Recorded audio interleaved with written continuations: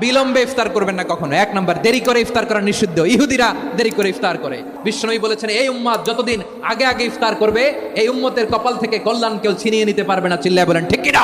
আজানের জন্য বসে থাকবেন না, সময় দেখবেন। স্থানীয় সময় যখন সূর্যাস্ত হওয়া মাত্রই বিসমিল্লাহ, খেজুর খেয়ে ফেলবো।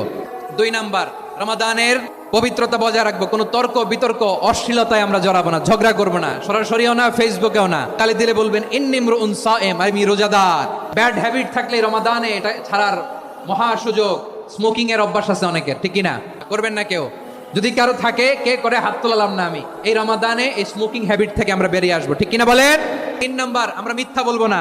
বিশ্বনবী বলেন, মানলাম ইয়াদা কাওলা যুরি ওয়াল আমালা বিহি ফালাইসা লিল্লাহি হাজাতুন ফি আইয়াদা তাআমাহু ওয়া শারাবা। যে রমজানে মিথ্যা কথা, মিথ্যা কাজ, মিথ্যা সাক্ষী ছাড়তে পারে নাই, তার না খেয়ে থাকা, উপবাস থাকা দিয়ে আল্লাহর কিছু যায় আসে না।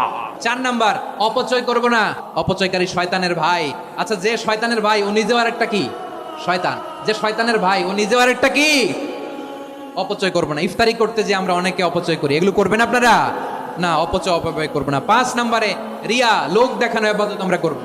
লোক দেখানোর জন্য নামাজ, রোজা, জিকির, তেলাওয়াত, দান সদকা এগুলো করলে আল্লাহর দরবারে এগুলো কবুল হবে।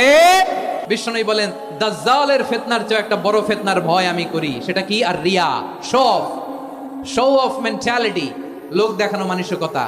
এটা থেকে আমরা বিরত থাকবো ইনশাআল্লাহ। 6 নাম্বার, অনেক গুরুত্বপূর্ণ। ব্যবসায়ী ভাইয়েরা, অনেক অসাধু ব্যবসায়ী আছে, রমজান আসলে নিত্য প্রয়োজনীয় পণ্যের মূল্য বৃদ্ধি করে দেয়। এগুলো করবেন না।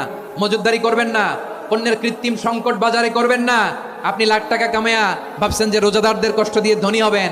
এমন রোগ আল্লাহ আপনারে দিবে, কোটি টাকা দিয়েও আপনি হাসপাতালের বিল পরিশোধ করার ক্ষমতা আপনার হবে না। খবরদার।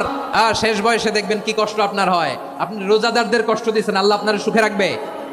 আল্লাহর দোহাই লাগে, আমার ব্যবসায়ী ভাইরা এটা করবেন না। আরব বিশ্বে আমরা দেখেছি, আরব বিশ্বের ব্যবসায়ীরা সারা বছরে ব্যবসা করে, রমজানে ভর্তুকি দেয়। আর আমার দেশের কিছু অসাধু ব্যবসায়ী রমজানে গলাকাটা ব্যবসা করে আর সারা বছর সেইটার উপর দিয়ে চলে। চিল্লায় বলেন ঠিক কিনা?